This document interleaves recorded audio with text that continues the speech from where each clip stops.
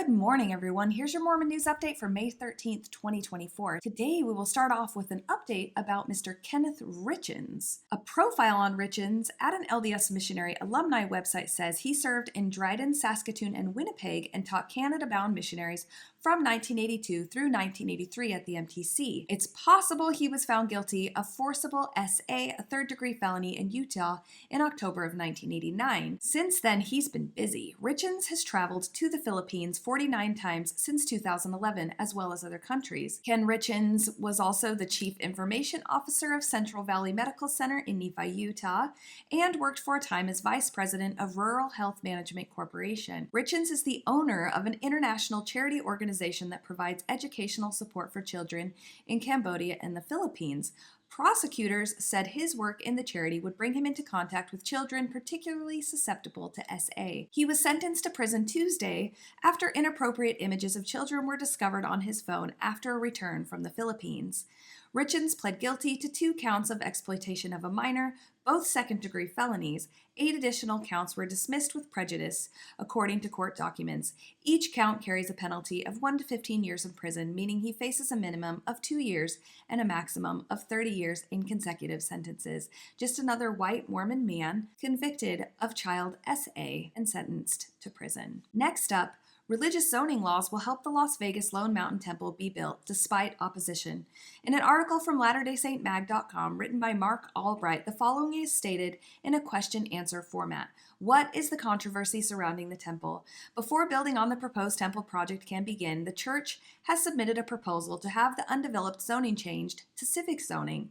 There has been some confusion about current zoning. The temple lot is currently in an undeveloped zone, and the church is requesting it be changed to civic zoning.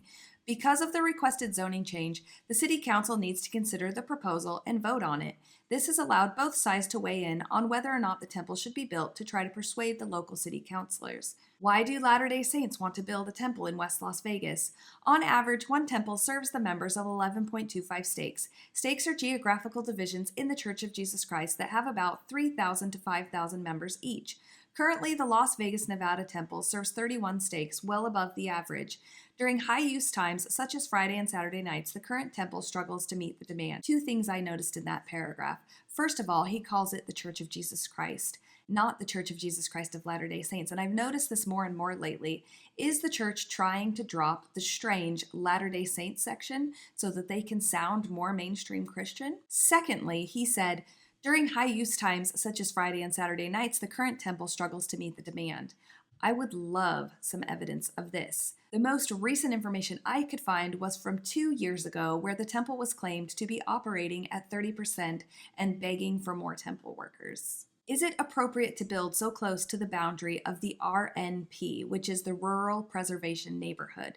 Yes, the Walmart in the Centennial Hills shopping area is less than 500 feet from the edge of the Rural Preservation Neighborhood, for example. Much of the boundary to the RNP has cinder block walls to house neighborhood developments immediately adjacent to the RNP. The area outside the RNP, within a block of where the temple is proposed, already includes a water district facility, compact density housing neighborhoods, and property owned by the school district. However, none of those structures have a well-lit 216-foot spire. Have the 2 sides been able to work together in mutual respect? The church held a meeting in February of 2024 to hear from their new neighbors about their thoughts on the new building. In addition, the church chose to develop a lot that will impact the view of as few neighbors as possible. The church has a long history and reputation of working with neighbors on temple plans to try and meet everyone's needs. If you want to hear more about this, you should speak with the residents in Cody, Wyoming, Heber, Utah, and Fairview, Texas. On the other hand, the opposition movement has not rejected or spoken against the anti-Mormon bigotry found among them. The petition against the temple includes reasons for signing. Among those reasons are demeaning anti-Mormon bigotry, and the group maintains these reasons on their site. I might have to do some research and find out exactly what it is that he's talking about. Could Las Vegas get in legal trouble for turning down the temple? It's possible because the proposed temple does not violate any local zoning rules, there would need to be another reason for denying the temple. Opponents may assert that the church should build a smaller temple or eliminate the steeple or select another location. Lighting is often raised as a concern. Opponents may also argue that local zoning laws prohibit a temple with a steeple in a particular location. I share the following insights regarding temple symbolism to help shed some light on these important issues. Steeples and spires point upwards, directing the viewer's eyes and mind towards heaven and the divine. Light is also a powerful symbol in Christianity, representing the presence of God, the light of Christ that dispels darkness and sin, and the important guidance of the Spirit. Symbolically, steeples and spires, as well as the lights to illuminate the spires, act as beacons pointing towards the heavens, symbolizing the connection between the earthly and the divine. The biblical roots of steeples relate to their representation as a strong tower of refuge, reflecting verses from Psalms and Proverbs that depict God as a protective tower. Now, in my 37 years in Mormonism, I never once heard a conference talk or talk at church talking about the symbolism of the temple spire and how it points us toward God. I did hear many talks about how the temple doors facing east was symbolic, but nothing about the spire. After the many paragraphs on symbolism, he then has paragraph after paragraph of religious protections outlined. In short, the church is going to build temples despite opposition. It has more power, protections, and resources than residents in the neighborhoods they want to build in. This is concerning but true. Sorry, Las Vegas, you're likely going to lose this fight, as did the residents in Cody, Wyoming, and likely the residents in Heber, Utah, and Fairview, Texas will. Now, let's remember that despite all of the flowery language and symbolism, the Mormon Church barred Black people from the temple until 1978 and have never apologized for that. They've actually disavowed that practice, which by definition means they take no responsibility for it.